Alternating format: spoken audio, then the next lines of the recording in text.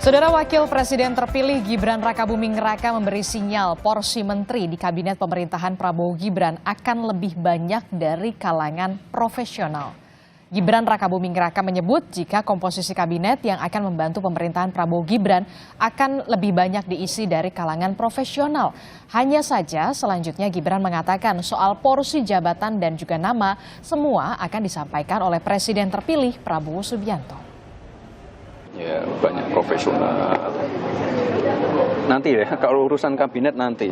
Dan itu keputusannya sekali lagi di Pak Presiden terpilih ya. Termasuk Bapak sudah mengajukan nama-nama terbaiknya, Pak? Sekali lagi nanti keputusannya di Pak Prabowo selaku Pak Presiden terpilih. Lebih banyak yang profesional ya? Ditunggu aja ya. Sementara itu, Wakil Ketua Umum Partai Gerindra Habibur Rahman menanggapi pernyataan Ketua Umum Partai Amanat Nasional Zulkifli Hasan yang menyebut Eko Patrio sebagai calon menteri. Habibur Rahman bilang pernyataan Zulhas soal Eko Patrio calon menteri bisa saja didapat dari Prabowo langsung melalui jalur komunikasi Ketua Umum Partai pendukung. Habibur Rahman mendukung jika sosok Eko Patrio jadi menteri untuk pemerintahan Prabowo Gibran. Yang menyampaikan kan Bang Zul, ya. Bang Zul kan ketum. Tentu ketum punya saluran komunikasi khusus dengan Pak Prabowo, sesama ketum kan. Ya mungkin saya menduga ya mungkin itu kan didapat langsung dari Pak Prabowo. Ya kita sih senang-senang saja kalau Eko kan orang Jakarta Timur juga kan, jadi menteri, punya teman menteri saya jadinya kan. Kita ikut bangga. Eko Patrio ini udah muncul di kalangan internal, Bang Habib sendiri udah. Ya kalau lihat ini, ya kan. Potongannya itu pantas juga sih Eko jadi menteri gitu kan. Kalau lihat kalau baju itu ya potongannya dengan bahannya ya kan, potongannya bagus, bahannya bagus Eko jadi menteri gitu. Jadi menurut saya pantas banget ya Pak Eko jadi menteri. Sebelumnya, Saudara, Ketua Umum Partai Amanat Nasional Zulkifli Hasan menyebut nama Eko Patrio yang sebelumnya digadang-gadang maju di Pilkada Jakarta kini berpeluang jadi calon menteri di pemerintah Presiden terpilih Prabowo Subianto. Ada Bima Arya udah deklarasi sama Desi ya. Kalau Jakarta ada Zita, ada Pasa, ada Eko. Ya tapi Eko kan calon menteri ya. Pak tadi ada di sini tiga-tiganya ngomongin juga nggak nih Pak soal pilkada? Oh ya masing-masing aja. Kira-kira kalau koalisi di Pilgub DKI itu seperti apa sih Pak? Mungkin nanti Mbak Zita atau yang Belum tunggu dulu pelantikan DPRD kan? Tadi Mas Eko itu clue-cluenya mau kemana sih Pak Zulhas? Oh ya nantilah kita lihat ya. Politik kan dinamis. Di sisi lain, Saudara, Presiden Jokowi sempat menyatakan penyusunan kabinet di pemerintahan mendatang merupakan hak prerogatif dari Prabowo Subianto sebagai presiden terpilih. Jokowi merespon soal penyusunan kabinet pemerintahan mendatang. Presiden Jokowi menegaskan penyusunan kabinet 100% hak prerogatif presiden terpilih. Namun Jokowi mengakui saran soal kabinet bisa saja diberikan jika ada permintaan dari presiden terpilih Prabowo Subianto.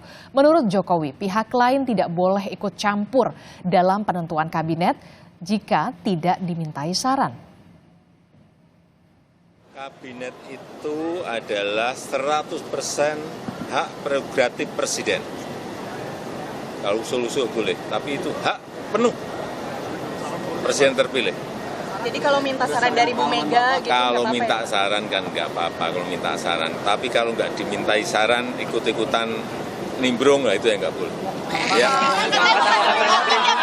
Emang ada Pak yang nimbul Pak? Saudara, usai terpilih menjadi presiden dan wakil presiden, Prabowo Gibran dihadapkan dengan sejumlah masalah baru, yakni penyusunan kabinet, bahkan Partai Amanat Nasional yang mengusulkan Eko Patrio menjadi menteri juga menuai kontroversi. Belum lagi rencana masuknya sejumlah partai politik lain di luar koalisi. Lalu bagaimana Prabowo mengakomodasi jatah bagi-bagi menteri untuk koalisi parpol? Dan mungkinkah parpol lain di luar koalisi juga mendapat jatah menteri? Kami akan membahasnya dengan sejumlah narasumber, di antaranya sudah hadir ke studio, sudah ada pengamat politik dari Universitas Islam Negeri UIN Syarif Hidayatullah, sudah ada Profesor Gun Gun Herianto. Assalamualaikum Prof Gun Gun. Waalaikumsalam. Sehat ya? Sehat, alhamdulillah. Iya, kemudian juga melalui sambungan Zoom ada juru bicara Prabowo Subianto, ada Bung Dhanil Anzar Simanjuntak, kemudian ada Wasekjen Partai Kebangkitan Bangsa, ada Syaiful Huda Gusuda, dan juga ada Wakil Ketua Umum Partai Amanat Nasional, ada Yandri Susanto. Selamat pagi, Bapak-Bapak. Assalamualaikum. Assalamualaikum. Waalaikumsalam. Ini yang lagi ramai nama Eko Patrio, Mas Eko Patrio, yang kemudian disebut Ketua Umum Partai Amanat Nasional Pak Zulkifli Hasan ini sebagai calon menteri. Ini jadi sudah approve atau bagaimana, Pak Yandri? Ya, kalau calon menteri dari PAN memang sudah ada nama-namanya. Nama-nama itu ada di kantongnya Bang Zulkifli Hasan, Ketua Umum PAN. Nah, siapa nama-nama itu? Ya mungkin salah satu yang disebut Bang Jul kemarin, Mas Eko Patrio. Dan nama-nama yang lain juga pernah disebut Bang Jul ketika Pak Prabowo datang ke kantor DPP PAN tanggal 21 Maret ketika buka puasa bersama. Memang kader PAN itu banyak yang layak, yang mumpuni untuk duduk di kabinet Pak Prabowo. Tapi berapa jumlahnya, finalisasinya nanti gimana, itu kita sudah serahkan sepenuhnya 100% kepada Bang Zulkifli Hasan. Intinya PAN siap lahir batin untuk menyukseskan pemerintahan Pak Prabowo 5 tahun yang akan datang. Jadi Mbak Adisti tunggu saja tanggal mainnya, kader-kader PAN siapa yang usulkan oleh Bang Jul, kemudian di posisi mana, ya tentu yang bisa melaksanakan komunikasi itu secara langsung, itu adalah hanya Bang Zulkifli Hasan. Jadi tidak ada pintu lain kalau di PAN, hanya melalui Bang Zulkifli Hasan untuk mengkomunikasikan kepada Presiden terpilih yaitu Pak Prabowo. Nah, berapa jumlah kursi PAN, di kementerian apa, ya hanya Bang Jul dan Pak Prabowo yang tahu. Nanti kita tunggu saja, dan sampai sekarang secara detail atau secara resmi di internal partai kami hanya diskusi terbatas, kemudian tidak secara detail kementerian apa yang dituju, kemudian siapa yang akan duduk. Intinya insya Allah PAN siap lahir batin untuk mengirimkan nama-namanya kepada Pak Prabowo untuk dipilih atau ditetapkan sebagai jajaran kabinetnya Pak Prabowo. Oke, kalau saya tanya, selain Mas Eko Patrio yang kemudian namanya sudah jelas-jelas disodorkan dari Partai Amanat Nasional, jadi sebenarnya PAN ini menyodorkan berapa nama sih ke Pak Prabowo? 3, 2 kah? Secara pasti saya bilang tadi, saya nggak tahu karena nama-nama itu ada di Bang Zulkifli Hasan. Tapi kami tidak kekurangan kader, Mbak Adisti. Jadi kalau misalkan Pak Prabowo minta di pos mana, kementerian apa, pada prinsipnya PAN siap. Maka PAN tidak pernah bosan dan tidak pernah berhenti mendukung Pak Prabowo selama 3 kali, dan alhamdulillah kali ini menang. Intinya PAN akan menyeleksi kader-kader terbaiknya, dan banyak sekali kader terbaik PAN itu di DPP PAN maupun di DPW PAN. Itu bisa mengisi bila mana nanti Pak Prabowo minta beberapa nama. Jadi namanya banyak. Bukan Eko, tapi namanya banyak. Jadi nanti tinggal diseleksi oleh Bang Jul untuk dikirimkan secara resmi atau dikomunikasikan langsung kepada Pak Prabowo. Oke, Mas Yandri, ini kan kalau kita lihat nama Eko Patrio begitu ya, kan cukup dari kalangan selebritas juga kita kenal begitu. Apa yang kemudian menjadi pertimbangan PAN ini kemudian menyodorkan nama Eko Patrio? Iya, Mas Eko ini dari sisi modal sosial sudah sangat tinggi. Kemudian jejak rekamnya di parlemen sudah 3 periode. Dalam hal manajerial atau memimpin banyak orang sudah teruji dan terlatih. Buktinya dia memimpin PAN DKI 2 periode, berhasil menaikkan jumlah kursi.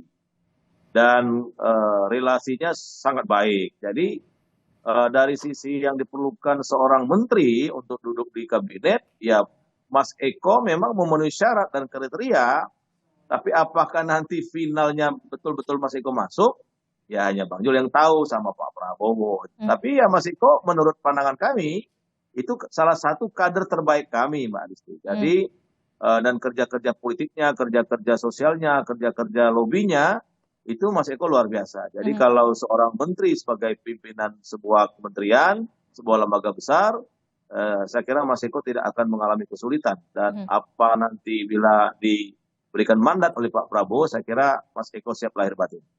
Oke, menurut Anda kalau dari Partai Amanat Nasional ini, Mas Eko Patrio ini akan ditempatkan tepatnya di posisi mana? Menkominfo kah atau menteri yang lain? Nah itu, yang tahu hanya Pak Prabowo, kita hormati sebagai hak prerogatif presiden. Nah kalau di internal Partai Amanat Nasional, kita sudah serahkan hak itu kepada Bang Zul, ya. Tadi siapa yang diusung, siapa yang diusulkan. Tapi kan biasanya ada rekomendasi juga dari partai begitu. Mas Eko cocoknya di posnya di menteri mana? Pasti itu ada, pasti ada nanti. Bang Zul pasti mengusulkan, oh kader ini cocok di kementerian ini, ya kader ini duduk cocok di kementerian ini. Ya tapi kan pada akhirnya yang menentukan kan Pak Prabowo dan PAN ya sami'na wa ta'na, menghormati, menghargai dan memahami bahwa finalisasi itu di tangan Pak Prabowo sebagai hak prerogatif presiden terpilih. Jadi ya bagi PAN meyakini apa yang diusulkan nanti, kemudian dikomunikasikan baik dengan Pak Prabowo, insya Allah komunikasi itu akan lancar, efektif dan efisien. Oke, baik. Ini kalau tadi kita melihat dari Partai Amanat Nasional yang memang sudah berjuang sejak awal gitu, berdarah-darah dari awal begitu. Lalu bagaimana dengan Partai Kebangkitan Bangsa yang kemudian baru merapat begitu, sinyal merapat ini ke pemerintahan Prabowo Gibran ini setelah adanya pengumuman dari KPU. Nah kalau PKB sendiri bagaimana? Betul 2 menteri, Gus Huda? Belum sampai sejauh itu, jadi itu sepenuhnya hak prerogatif Pak Prabowo. Tapi yang perlu kami sampaikan, kami kabarkan kepada publik bahwa fase hari ini bagi PKB yang pertama, Pilpres sudah selesai dan pasangan 01 termasuk koalisinya juga sudah bubar, sudah dibubarkan. Di fase ini kami ingin mengirim kabar bahwa Pilpres sudah selesai, kita terima sepenuhnya hasil Pilpres sebagaimana hasil keputusan MK. Itu yang pertama ya. Yang kedua, menyangkut soal posisi PKB pasca Pilpres, Gus Muhaimin ketemu dengan Pak Prabowo dengan berbagai pertimbangan, tantangan masa depan Indonesia, baik pada sisi global maupun kepentingan nasional, PKB pada posisi kira-kira mendukung atau siap kerjasama terhadap pemerintahan baru yang di bawah pimpinan Pak Prabowo. Itu yang kedua. Yang ketiga, kami tidak membahas sama sekali menyangkut soal kabinet, jadi itu sepenuhnya menjadi kewenangan Pak Prabowo dan soal itunya ya kita tunggu saja tanggal 20 Oktober menyangkut soal apakah formasi di dalam kabinet ada kader dari PKB atau tidak.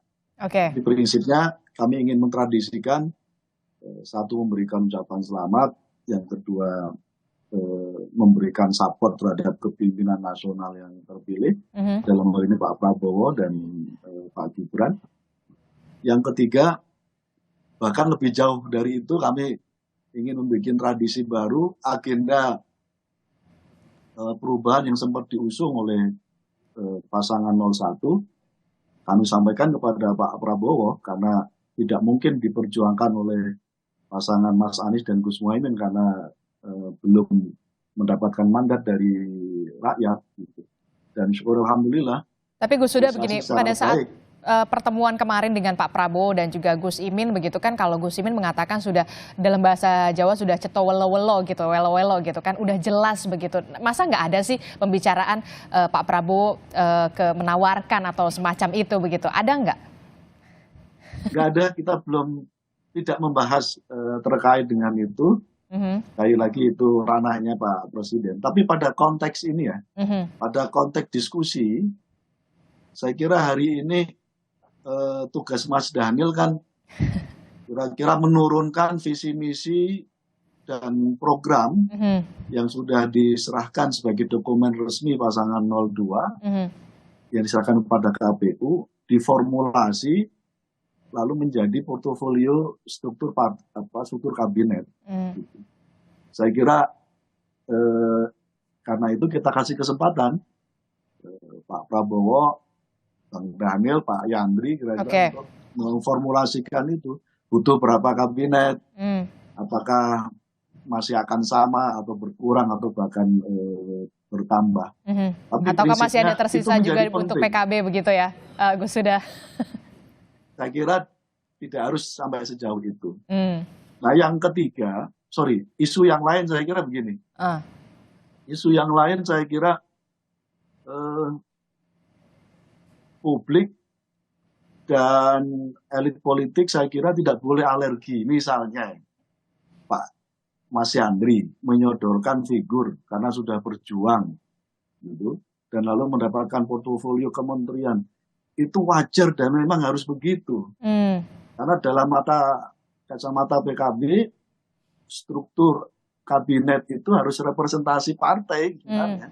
Bahwa ada rekrutmen profesional, menurut saya itu bagian dari profesional dari partai juga. Gitu. Oke, baik. Itu saya kira publik tidak boleh alergi menyangkut soal itu, karena salah satu pilar demokrasi kita adalah partai politik, dan partai politik punya hak untuk menjadi bagian dari mengurus negara dan pemerintahan ini melalui kabinet. Kita kasih ruang itu. Kita lihat bagaimana kemudian nantinya Pak Prabowo menyusun bagaimana proporsi menterinya untuk pemerintahan 5 tahun mendatang. Tapi kemudian begini Bung Daniel, ada yang Mas Gibran mengatakan pada saat itu, mengatakan lebih banyak posisinya adalah akan ditempati oleh kalangan profesional. Nah, ini bagaimana nanti Pak Prabowo mengakomodir ini? Kan kita tahu koalisi partai politiknya Pak Prabowo dan juga Mas Gibran ini koalisi besar begitu.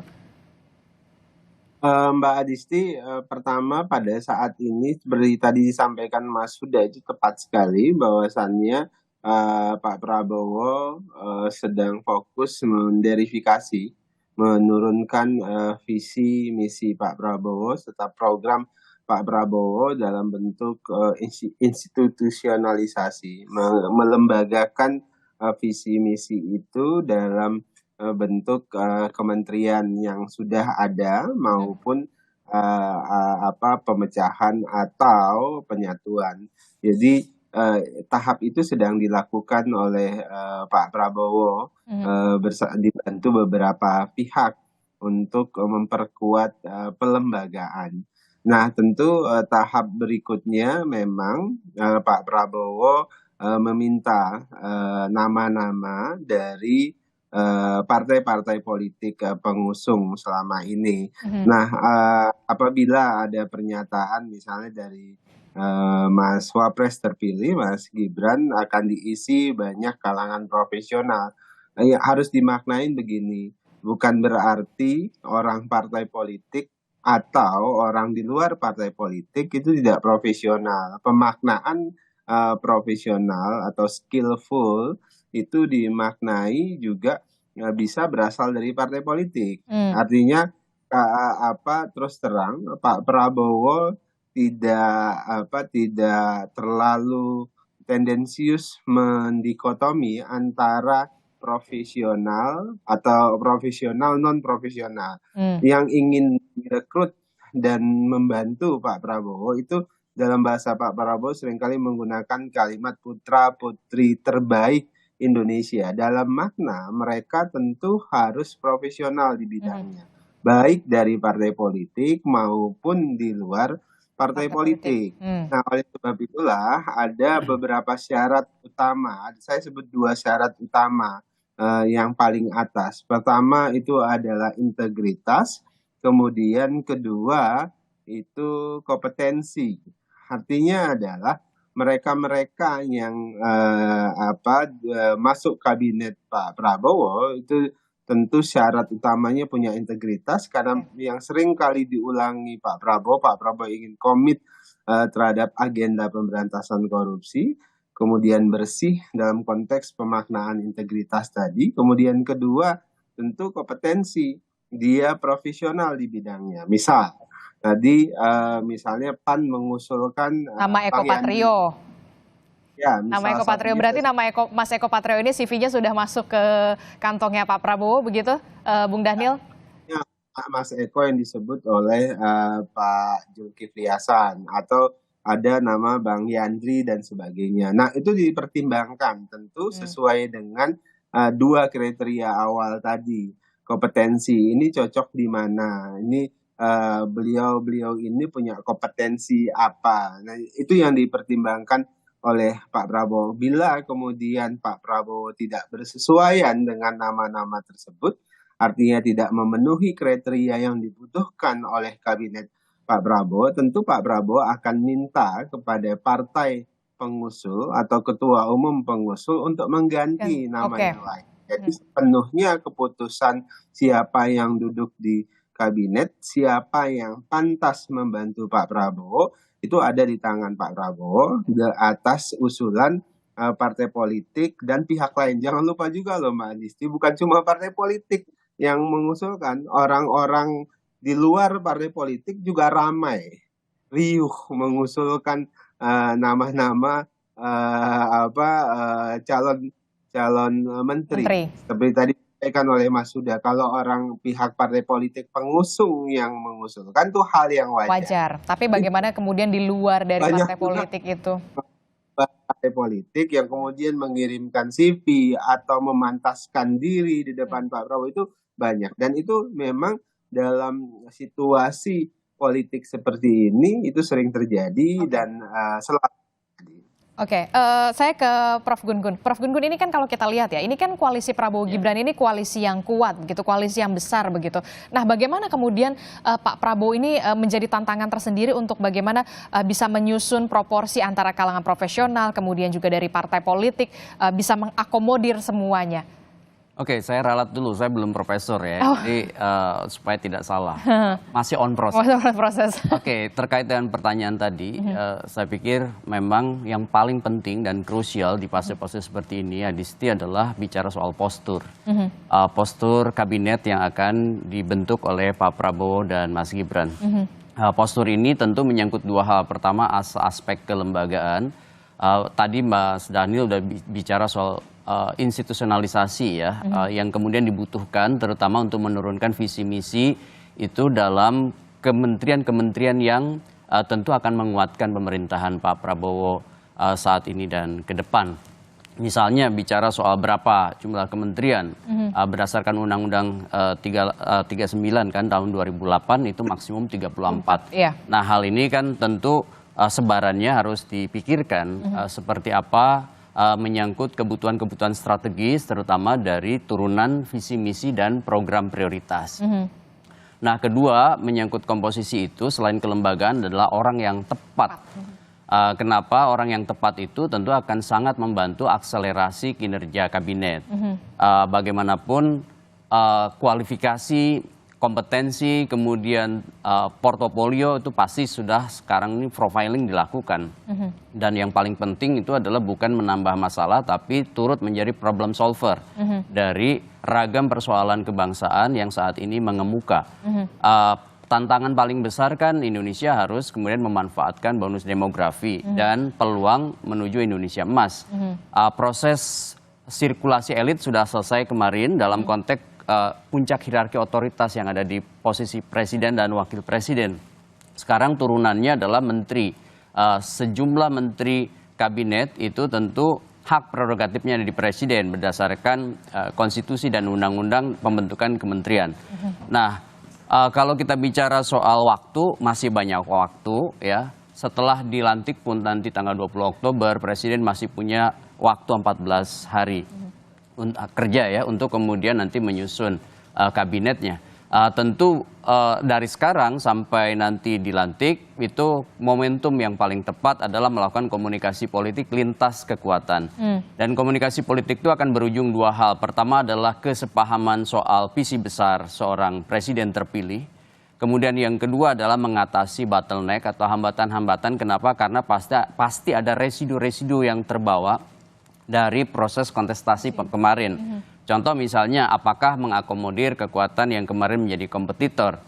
Rasa-rasanya memang presiden terpilih butuh ya, karena dengan kemarin misalnya hanya sekedar mengantongi, kalau kita bicara soal peta kekuatan 2024-2029, kita masih di bawah 50% kan, 43, sekian.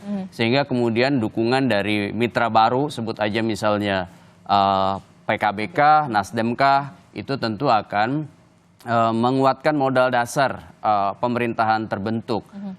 Contoh misalnya kalau masuk Nasdem kurang lebih 9,66 atau masuk PKB misalnya sekitar 10%-an, tentu ini akan menjadi modal politik bagi Pak Prabowo untuk kemudian melampaui hambatan-hambatan terutama dalam pola relasi eksekutif legislatif.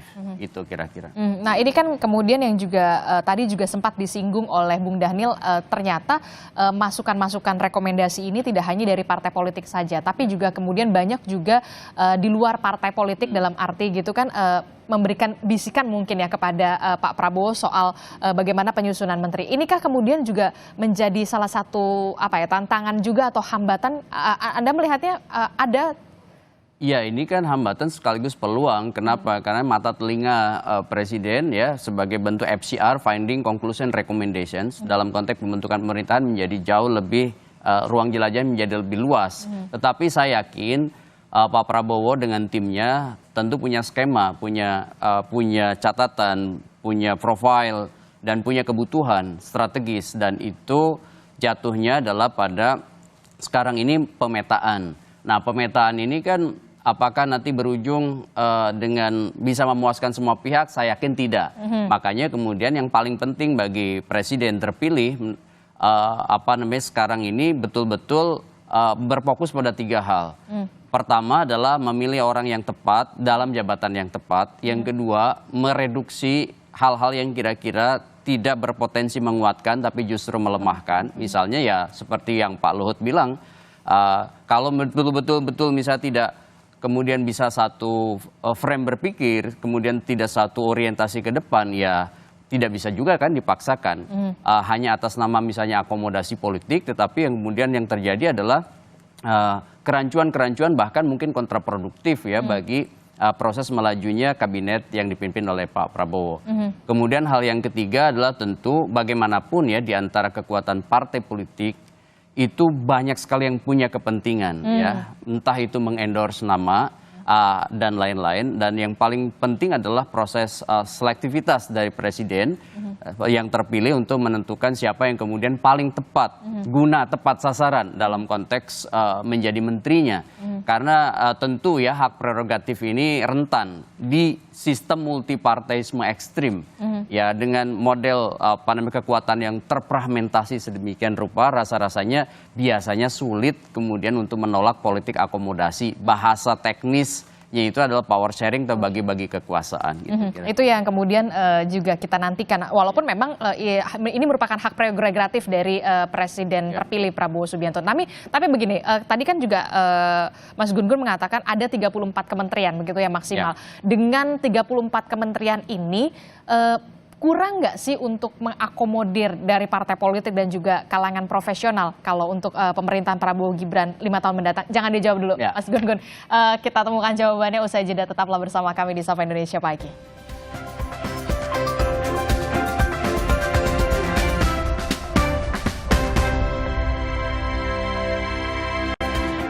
Terima kasih Anda masih bersama kami di Sapa Indonesia Pagi. Saudara, masih membahas soal bagaimana mengotak-atik posisi jabatan menteri di pemerintahan Presiden terpilih Prabowo Subianto dan juga Wakil Presiden terpilih Gibran Rakabuming Raka untuk 5 tahun ke depan. Nah, melanjutkan pertanyaan saya, Mas Gun-Gun, apakah cukup kemudian 34 kementerian ini bisa mengakomodir dari partai politik termasuk juga dari kalangan profesional pastinya? Ataukah nanti akan ada dibentuk badan-badan baru setingkat kementerian? Iya, kalau bicara soal cukup atau tidak cukup itu relatif ya, karena biasanya bicara akomodasi politik itu tidak akan pernah merasa cukup. Tetapi kan ini bicara soal undang-undang bahwa maksimum kementerian itu 34, kan begitu. Kalau misalnya membentuk hal-hal lain seperti badan atau lembaga, ya itu terserah lain soal presiden. Yang jelas kita bicara soal bukan hanya aspek kuantitatif ya. Kalau kementerian misalnya postur 34 itu mau dibagi, misalnya institusional brandingnya diubah, kementerian apa menjadi kementerian apa, itu tentu hak seorang presiden begitu ya. Meskipun ada beberapa kementerian yang wajib ada, kan begitu. Nah, masalahnya adalah yang paling penting adalah fungsionalisasi dari kementerian dan orang yang memimpin kementerian tersebut. Itu yang paling penting sebenarnya. Kenapa? Karena kan presiden ini diberi mandat kuasa rakyat yang kemudian implementasinya adalah bagaimana menghadirkan kepastian akan perbaikan bangsa ini. Dan itu adalah agenda paling besar yang harus ditunjukkan oleh presiden terpilih, apalagi impresi awal. Impresi awal kepercayaan publik adalah pada siapa yang kemudian mengisi pos-pos kementerian. Ini kan bicara soal public trust yang penting menjadi modal sosial bagi presiden terpilih untuk memastikan arah dan orientasi ke depannya itu memang mendapatkan dukungan publik. Salah satu indikatornya adalah seberapa meyakinkan line up komposisi kabinet yang dibentuknya. Kalau dari awal kemudian misalnya isi orang-orang yang memimpin kementerian itu meragukan, contoh misalnya meragukan pasar, industri, meragukan kelompok-kelompok terdampak dari kementerian seperti siapa menteri pendidikannya, siapa menteri agamanya, siapa misalnya menteri luar negerinya, menteri keuangannya. Kalau kemudian sosok yang dihadirkan itu tidak tepat memantik yang disebut dengan kepercayaan publik, bukankah itu juga menjadi bumerang bagi presiden terpilih? Jadi harus orang yang tepat di posisi yang tepat pula, begitu. Nah, kalau misalkan dari kacamata Mas Gun Gun sendiri, apakah kemudian Pak Prabowo ini juga tetap akan menempatkan dari kalangan profesional? Misalkan kita tahu Menteri Keuangan, kemudian ada Menteri Luar Negeri, Menteri Pendidikan, itu kan memang dari kalangan-kalangan profesional. Apakah ini juga tetap akan dilanjutkan di era pemerintahan Prabowo Gibran? Ya, menurut saya yang paling penting mindset soal kabinet itu ya, kita bicara kan profesional dalam arti misalnya profesional non partai dan profesional politisi, kan begitu. Nah, kalau misalnya teman-teman politisi ya diakomodasi dalam konteks pembentukan kabinet pasti kan. Nah, sekarang pertanyaannya adalah profesional seperti apa yang non partai yang kemudian masuk ke dalam line up kabinet. Ya, menurut saya memang beberapa kementerian seperti Kementerian Keuangan ya, kemudian juga Kementerian Luar Negeri itu seperti sekarang kan diisi oleh kelompok profesional non partai politik, meskipun bisa saja di belakangnya ada proksi partai politik. Yang jelas bagi saya memang diberilah kesempatan beberapa pos kementerian dan turunan di bawahnya, karena turunan di bawahnya juga banyak. Itu harus diperkuat dengan orang-orang yang memang punya posisi ya independensi lebih kuat dibanding misalnya mereka yang berasal dari partai politik. Tetapi kebutuhan kabinet itu pasti keberimbangan antara kekuatan partai politik dan kelompok non partai yang kemudian bisa bekerja optimal membantu presiden. Kenapa? Karena presiden di puncak hierarki otoritas itu harus dikuatkan pilarnya di dua sisi. Satu, sisi partai politik. Yang kedua adalah sisi representasi komunitas atau bagian masyarakat terdampak. Yang itu kemudian harus terwakili keinginannya melalui portofolio orang yang kira-kira meyakinkan mereka di luar orang-orang partai politik gitu kira-kira. Ya. Oke, Bung Daniel, bagaimana respon Anda soal kalangan profesional non partai politik? Kita lihat Menteri Keuangan, kemudian ada Menteri Luar Negeri, kemudian ada Menteri Pendidikan yang kemudian bisa berdampak juga, public trust juga, kepercayaan juga bagi pasar dan juga publik. untuk dari kementerian atau dari menterinya Pak Prabowo nanti akan seperti apa? Apakah juga akan melanjutkan seperti eranya Pak Jokowi? Bung Daniel. Dan ya, halo. Ya, silakan. Halo Mbak Adi. Iya, pertama yang harus saya jelaskan adalah dalam pemaknaan profesional itu skillful, orang-orang yang kompeten, tentu semua menteri itu harus punya profesionalisme, punya kompetensi di bidangnya masing-masing. Oleh sebab itu saya jarang sekali menggunakan kalimat profesionalisme dalam konteks membedakan antara partai politik maupun non partai politik. Artinya semuanya harus profesional.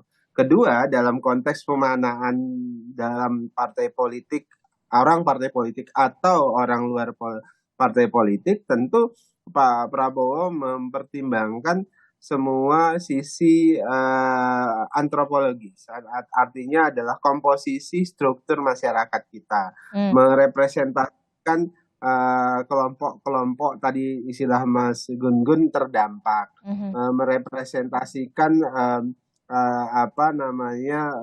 kelompok-kelompok tertentu dan sebagainya. Nah itu jadi bagian yang juga menjadi pertimbangan Pak Prabowo. Nah untuk pos-pos menteri yang memang itu membutuhkan sedikit sekali political interest, misalnya penegak hukum, misalnya Jaksa Agung dan beberapa pos menteri yang terkait langsung dengan hukum, tentu akan ditempatkan orang-orang yang selama ini memang profesional dalam tanda kutip di bidangnya tersebut. Misalnya tadi saya sebut Jaksa Agung, dan itu memang sudah sejak awal menjadi komitmennya Pak Prabowo. Nah, jadi yang jelas komposisi, kemudian struktur di masyarakat itu jadi perhatian Pak Prabowo, termasuk antropologi sosial dan budaya kita.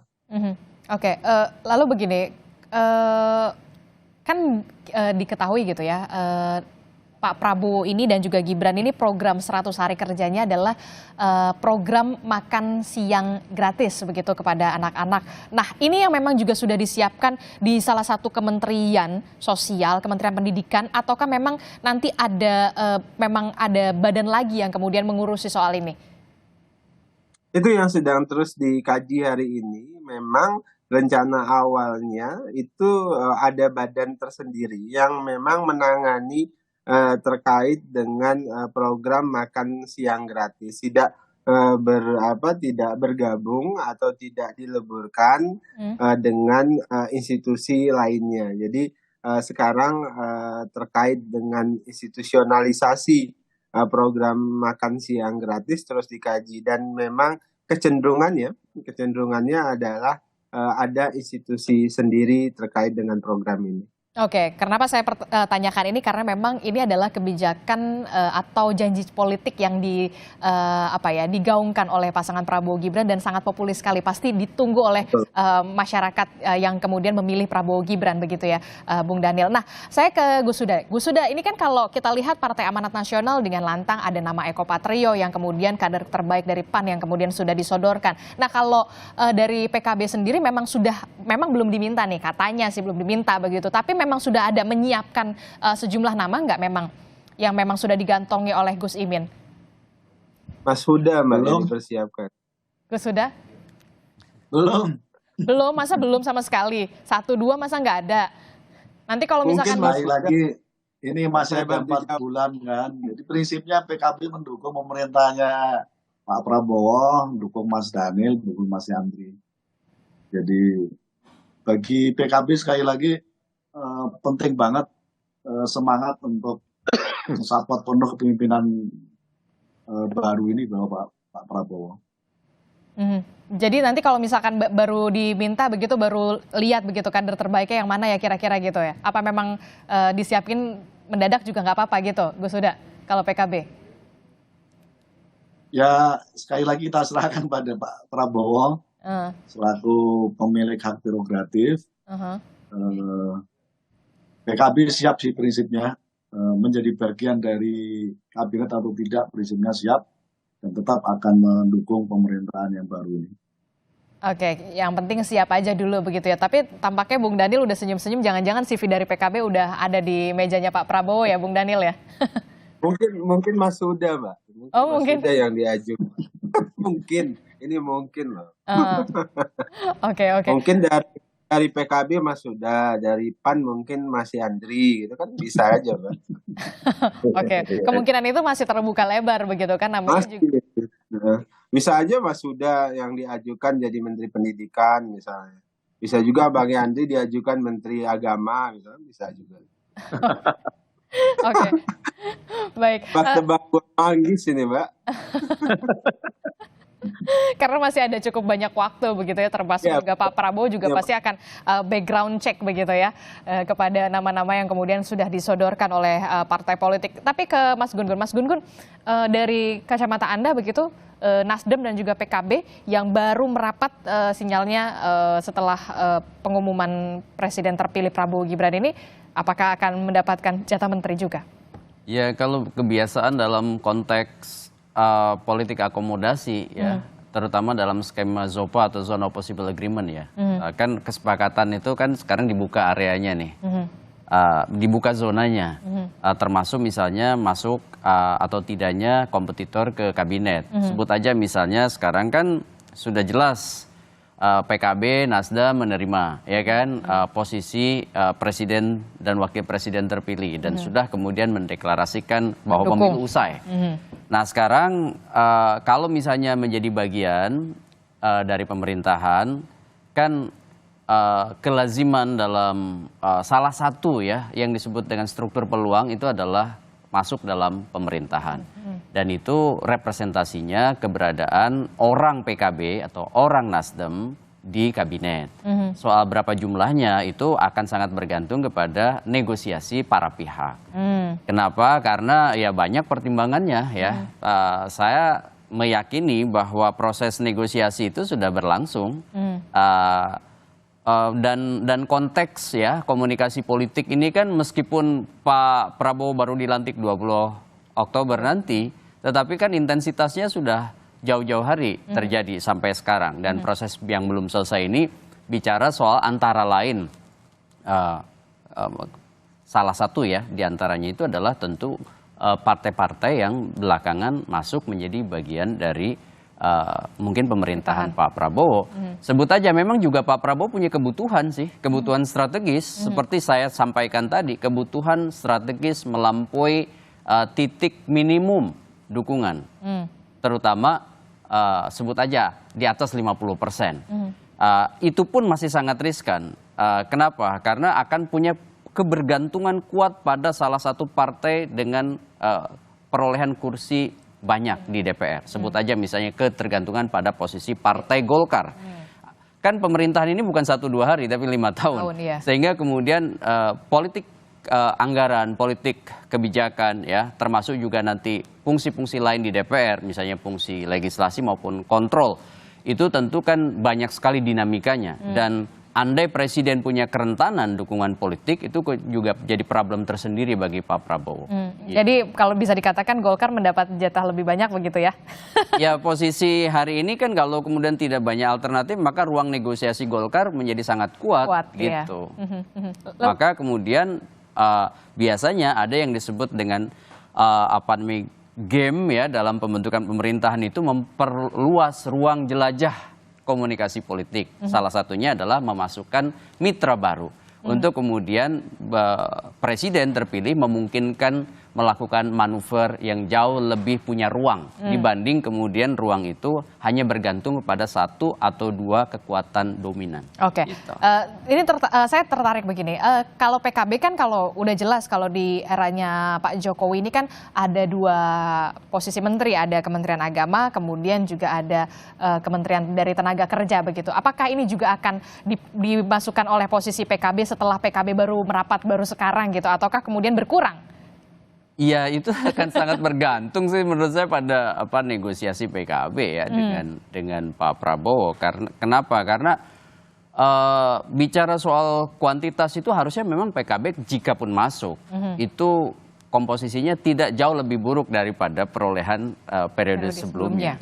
Kenapa? Sekarang posisi PKB itu bagus sekali. Iya betul. 10%, artinya kan memang jika pun masuk kan harus mendapatkan proporsi ya, yang kemudian tidak lebih buruk dibanding periode lalu. Kira-kira gitu. Kalau sebagai negosiator, Mas Huda pasti yakin lah punya skema-skema itu. Tetapi lagi-lagi ini bukan bicara soal menang-menangan, ya kan? Ini bicara soal ketepatan, tepat guna, tepat sasaran dalam menempatkan orang. Dan PKB itu surplus juga orang-orang yang kompeten.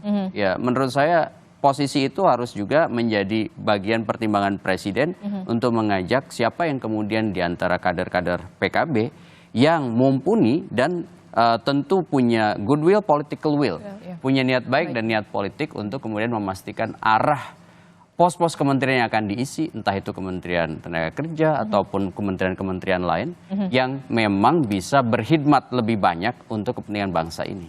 Jadi Anda melihat masih ada peluang, masih menempati 2 posisi menteri, masih bisa lah ya.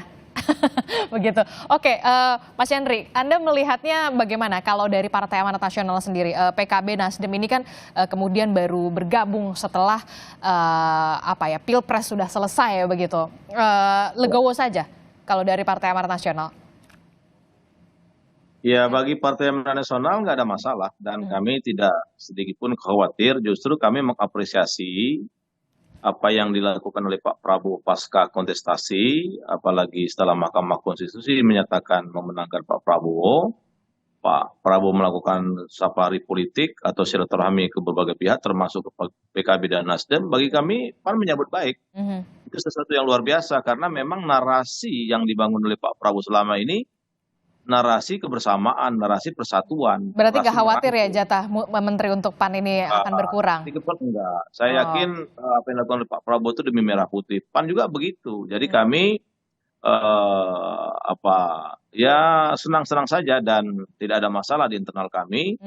Justru sekali lagi kami mengapresiasi karena memang bangsa ini banyak persoalan yang harus kita selesaikan secara bersama-sama di tengah banyak persoalan dalam negeri, apalagi situasi global yang semakin tidak menentu, maka perlulah kebersamaan itu menjadi kebutuhan kita semua. Yang dilakukan Pak Prabowo saya yakin ya itu tadi, untuk memastikan bahwa 5 tahun ke depan itu Indonesia benar-benar landasan yang kuat untuk menuju Indonesia emas. Nah, landasan yang kuat itulah kebersamaan. Jangan sampai kita politik pecah belah. Kontestasi sudah selesai. Sekarang mari kita bersatu kembali untuk memastikan bahwa pembangunan itu on the track, kemudian pelayanan kepada masyarakat itu betul-betul maksimal, dan visi misi Pak Prabowo bersama Koalisi Indonesia Maju bisa direalisasikan dan bisa diterjemahkan melalui para menterinya nanti. Gitu, Mbak. Terakhir Mas Gun-Gun, yang juga menarik adalah ketika partai yang tidak lolos parlemen, tapi kemudian kita melihat ketua umumnya, yakni ketua umum PSI begitu, Mas Kaisang, kita tahu kan adik dari Gibran Rakabuming Raka. Anda melihat ada peluangkah walaupun memang tidak lolos parlemen tapi bisa masuk ke kabinet? Kalau soal peluang itu selalu ada peluang, tapi kalau bicara kepentingan yang jauh lebih besar, dan sekarang ini kan kritik paling besar pada Pak Prabowo dan Mas Gibran adalah soal juga nepotisme. Makanya kemudian menurut saya ada baiknya untuk menghindari reinforcement namanya, peneguhan terhadap kritik itu, untuk kemudian menghindari tambahan masalah. Karena kalau kemudian posisi misalnya Mas Kaisang juga menjadi bagian dari kabinet, ya itu akan semakin memperteguh gitu. Memperjelas. Sementara arus sekarang jangan dinafikan juga, sebagian di antara masyarakat masih melakukan kritik keras soal bagaimana kemudian kemarin posisi Pak Jokowi ya dalam landscape pemilu 2024, dan itu tentu tidak menguntungkan bagi Prabowo ketika misalnya Mas Kaisang juga menjadi bagian dari pemerintahan. Ini asumsi saya ya, yang belum tentu kemudian Pak Prabowo mempertimbangkannya. Jadi ini sebagai masukan tentu ya. Kalau misalnya kita bicara soal profil kabinet, alangkah baiknya kalau kemudian justru menteri-menteri yang diposisikan dalam kabinet Pak Prabowo itu menghindari tambahan masalah gitu kira-kira. Terutama misalnya menguatkan kritik publik soal bagaimana keberadaan Pak Jokowi dengan political interest-nya di postur kabinet mendatang. Bagaimana respon Anda, Bung Daniel, soal ini? Ya, tentu semua hal-hal yang menjadi beban bagi kabinet dan kerja Pak Prabowo nanti itu diperhatikan dengan seksama dan itu selalu menjadi diskursus Pak Prabowo dan masukan-masukan yang diberikan banyak pihak itu selalu didengar Pak Prabowo, termasuk kemarin misalnya yang disampaikan oleh Pak Luhut. Jangan sampai ada toksik dan sebagainya. Pak Prabowo pasti sudah siapkan detoksnya untuk semua hal-hal seperti itu. Jadi insya Allah Pak Prabowo akan pikirkan dengan matang, mendengarkan semua masukan dan kritik dari para pihak.